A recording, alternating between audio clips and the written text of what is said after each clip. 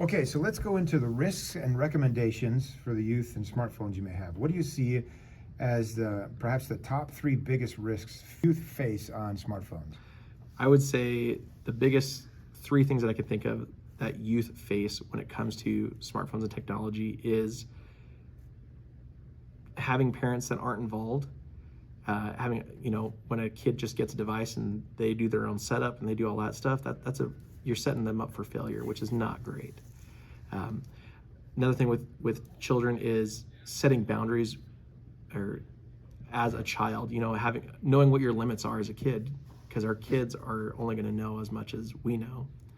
And then lastly, I would say is their willingness to share their information online in whatever capacity of platforms and messaging, things of that nature.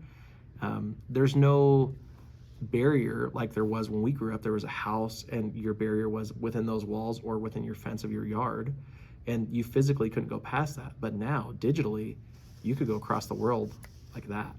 So there's no barriers. So youth getting this device that can do such powerful things and take them across the world. Physically they're here, but digitally they're everywhere.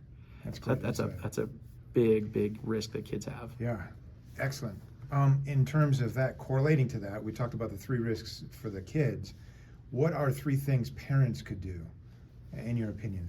Yeah, so a couple things that I wrote down that I believe are big things for parents to do is parents need to have an understanding of technology, and they need to be on the same digital level as their children. I know it might seem difficult and hard to want to be on that same digital level, but as parents, we have to be involved. I always recommend parents be involved with weekly check-ins on their kids' devices.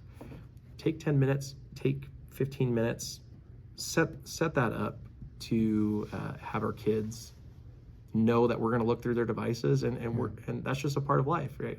I'm here to protect you physically, spiritually, digitally, and this is one of the ways I have to do that, right? We protect our kids spiritually by taking them to church or whatever, at youth activities.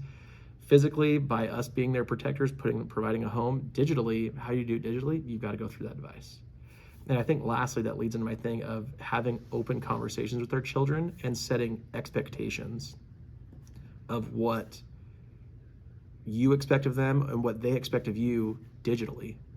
Because there's not all bad. There's great things online, and there's great resources and tools online, but making sure we're having that conversation of setting that boundary up and understanding with each other clearly, this is what we're going to do, this is what we can't do.